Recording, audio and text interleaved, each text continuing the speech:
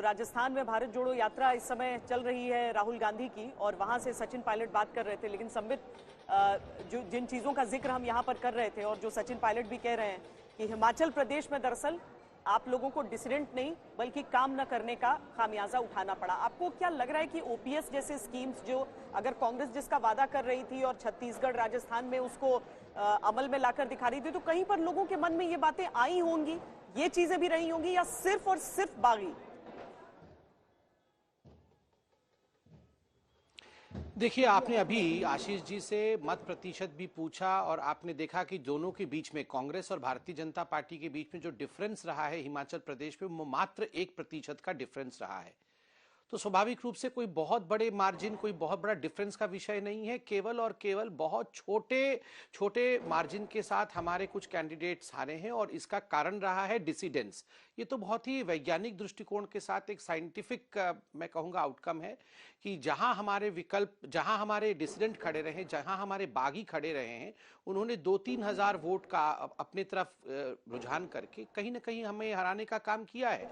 और बाकी जो भी विषय रहे हैं उन पर चिंतन मंथन जरूर होगा, मगर गुजरात का चुनाव और हिमाचल के चुनाव में विषय तो एक ही था। महंगाई गुजरात में, महंगाई हिमाचल में, दोनों एक ही है। तो जनता ने दोनों जगह भारतीय जनता पार्टी को सपोर्ट किया है। डिसिडेंस का विषय मैं महत्वपूर्ण मानता हूं। ठीक है संबित जी, आपके पास लौटेंगे। कांग्रेस की ओर से भी पक्ष रखने के लिए अजय जी हमारे साथ जुड़े हुए हैं। अजय जी, एक बात बताइए, जिस तरीके से लगातार हिमाचल में आपकी रुझान जो आ रहे थे, आपके पक्ष में आ रहे थे, सुबह से ही सभी कांग्रेस जो प्रवक्ता आए उनके चेहरे पर ये खुशी का भाव दिख रहा था। लेकिन दरअसल मंथन करने की जरूरत गुजरात में भी है, और गुजरात में इस तरीके से मंथन करने की जरूरत है कि वहां पर आपके वोट शेयर को डेंट लगा है।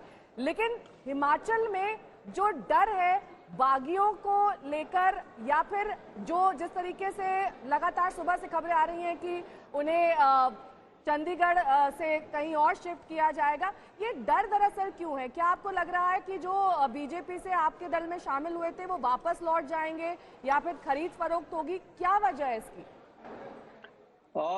गुजरात के संदर्भ में जो आपने कही है बात सच है। वहां पे हमें आत्मावलोचन की जरूरत है, संगठनात्मक स्तर पर भी। और जो हम मुद्दे उठाए थे, शायद वो मुद्दे हम कनेक्ट नहीं कर पाए, या यूं कहें कि प्रधानमंत्री जी का गुजराती होना, गुजराती फैक्टर उनका काम किया है। गुजरात के लोगों ने, भावना उनका ज्यादा था उनसे जुड़ा हुआ, मुद्दे पीछे रह गए। हिमाचल की बात यदि करें तो ये सच्चाई है कि हिमाचल में ओल्ड पेंशन स्कीम भी हमारा कहीं ना कहीं एक मुद्दा था, और भाजपा का कुशासन भी एक बड़ा मुद्दा था। इन दोनों मुद्दों पर पहले भी बाई इलेक्शन में भी जनता ने वहां भाजपा को नकार दिया था, कांग्रेस को दिया था सफल समर्थन।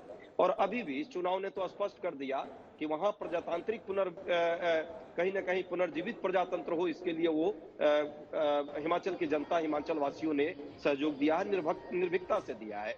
जिस तरह से लगातार प्रयास किए गए थे वहां के जनता को डराने धमकाने तक का, एक तरह से एक मैसेज प्रधानमंत्री जी ने अपने चुनावी सभा में दिया था कि यदि यहां आप सरकार नहीं देंगे तो केंद्र से हम आपको मदद नहीं कर पाएंगे। बावजूद लोगों ने समर्थन दिया।